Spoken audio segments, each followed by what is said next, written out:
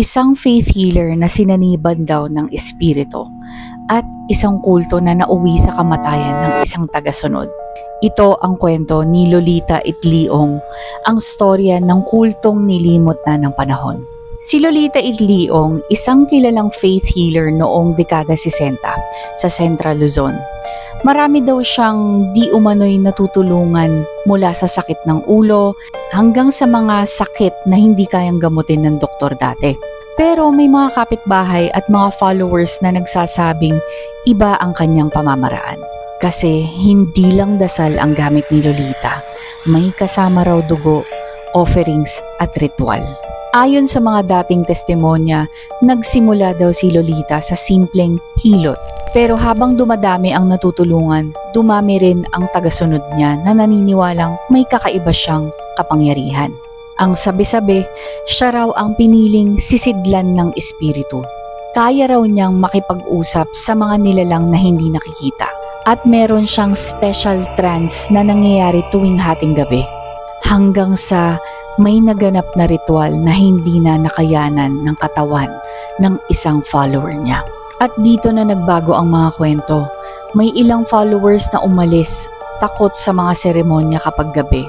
May nagsasabing may mga hayop daw na ino-offer para sa cleansing.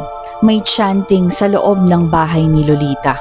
At may mga sumasayaw habang nakapikit, parang nakatrance. Pero ang pinaka nakakatakot, may isang babaeng follower daw na hindi na nakalabas ng buhay. Ayon sa lumabas na ulat noon, may isang kasamahan si Lolita na may iniindang matinding sakit. Dinala nila ito kay Lolita para gamutin.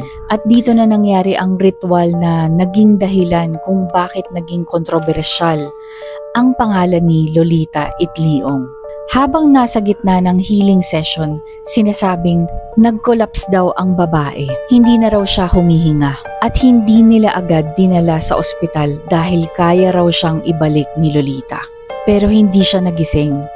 At dito na pumasok ang pulis, chismis at takot ng buong barangay.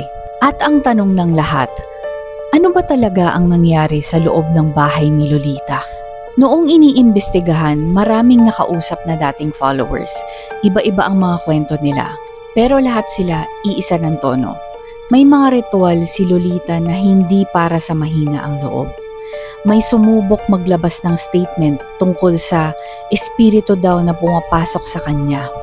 Kailangan daw nito ng dugo para gumaling ang may sakit. Huwag daw magduda kung hindi ikaw ang masisira. Pero tulad ng maraming kaso noong dekada 60, walang solidong ebidensya na ipinakita sa korte.